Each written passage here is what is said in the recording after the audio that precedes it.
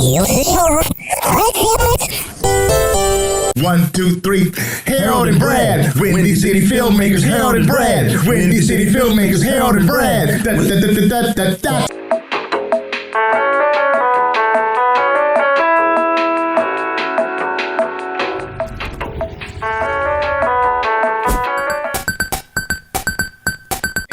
Three, two, one. What's going on, y'all? Brad Stevens here for another edition of the Harold and Brad Windy City Filmmakers Podcast. HD, what's going on, brother? What's up, B? What's up? What's up? What's up? Another glorious day, brother. Another glorious day. Hey, today we have a very special show. As you know, we're producing our very first feature film titled We Woke.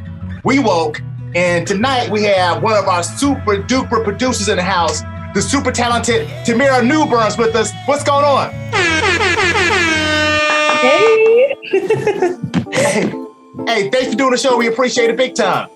Oh, of course. No problem at all. I'm super excited. Good stuff. So the first question we always ask people, it's a two-parter, and it's, what's your connection to Chicago, and what kind of art do you create?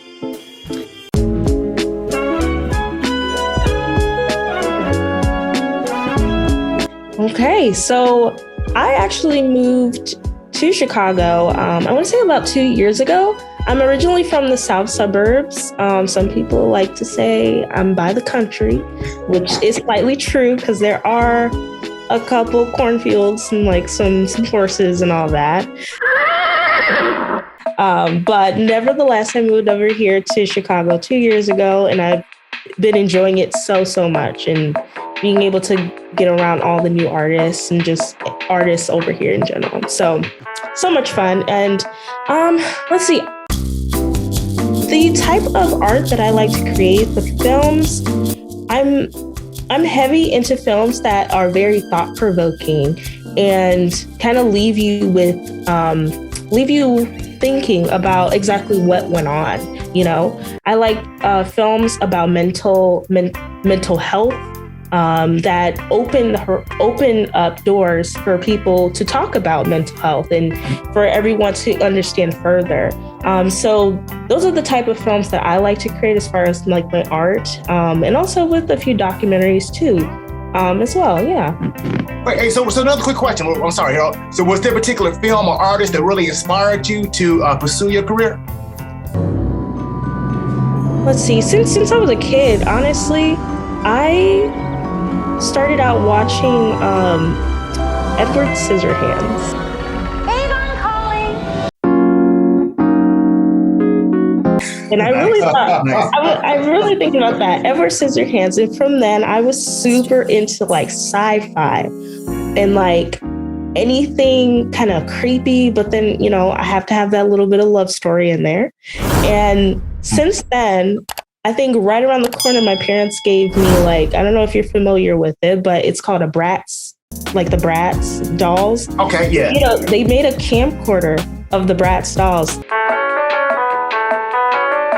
And I took that everywhere with me and made like every funny home movie with my little brother and all that. And at first, I thought it was just something fun to do. But I think it was my school's first film festival where I did kind of a documentary style film. And I ended up winning. And a lot of the students and some of the teachers and even their parents came up to me and they were just like, wow, that was very like inspiring, thought-provoking. And so I want to say since then, I started wanting to pursue film and documentary work and just like leaving impacts on people and, you know, just, yeah.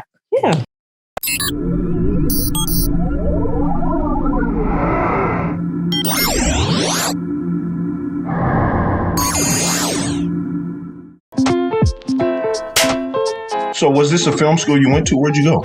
So actually, when I said the school, that was my high school. Oh, okay. Awesome. It was very, very, it was super cool. And honestly, like, I it wasn't until like a little bit after it was another function where like the teachers and students came up to me and talked to me about it a little bit, because I was actually at work while I got awarded first place. I was a hard worker. So what's the name of your film that won? And you have a film called Crossing. Can you talk about that? Yes, The Crossing. So that was my very first short film that I was able to produce. A friend of mine, I met him at the Chicago Filmmakers, and actually all of the crew there that I did the production with, we all met at Chicago Filmmakers. So Jason, he was the director of it, and he wrote it and all that. And he really wanted to bring his film into fruition, And so The Crossing is basically about a woman who kind of almost it's almost like she jumps time, but not really, but she basically stumbles upon an old friend. And they have this moment of coming together, and I want to say they have a liberating moment for both of them to kind of see the faults that happened in the past, and also how they basically connect it right now in the present. I have a big story behind the whole thing, if you're willing to listen, but it's a very good film, and I'm very proud of it and proud of the whole crew for that. That was honestly our very, very first film that we ever did on our own, and it was amazing. So congratulations on that. Yeah. Like, how long did it take to shoot it?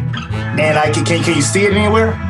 Yeah. So right now it's on my website, and I believe you might be able to get the link from IMDb, or it might be on Jason's website, personal site as well.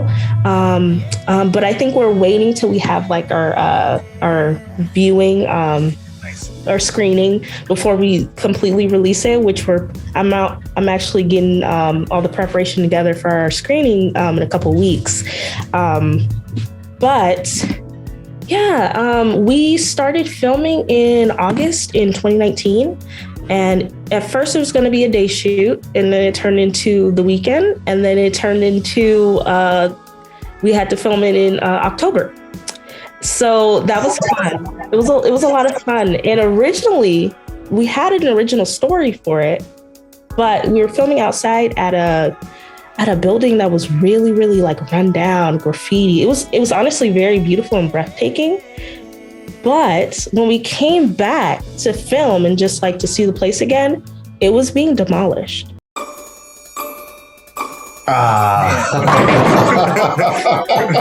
So when I tell you the story had to change a teensy bit, right, just for the location purposes, but it turned out amazing. It was literally like, I think the story is a lot better just from that little, well, not little change, but just from that change, I think the story is even better.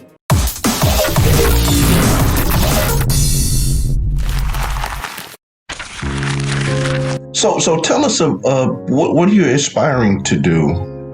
Coming on as producers with We Woke Up, what is the big picture for you? Yeah, so when it comes to producing and working on any production, my ultimate goal is to bring someone's vision, someone's story, someone's idea into fruition, to put it on the big screen for everyone to view. And I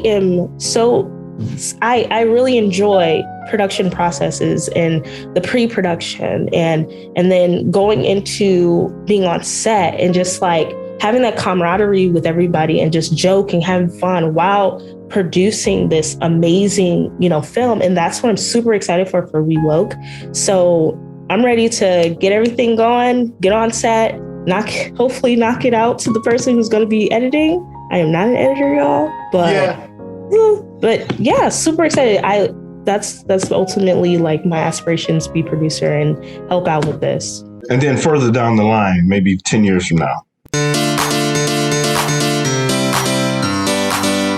So 10 years from now, I would say, if not full-time producing for a production company, then I'd definitely say being a producer for a television network would be amazing. I'm kind of in between daytime television and more so something that's maybe like a documentary style with what are those TV shows? Like, those funny ones like 90 Day Fiance.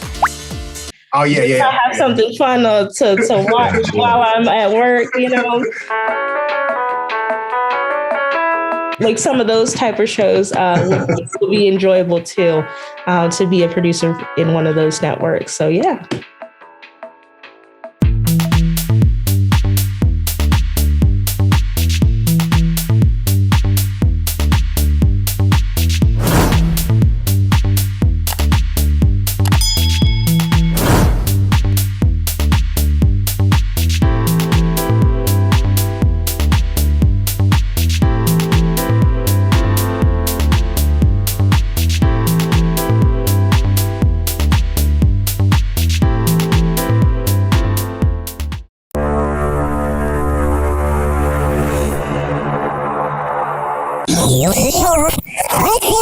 Ooh la la.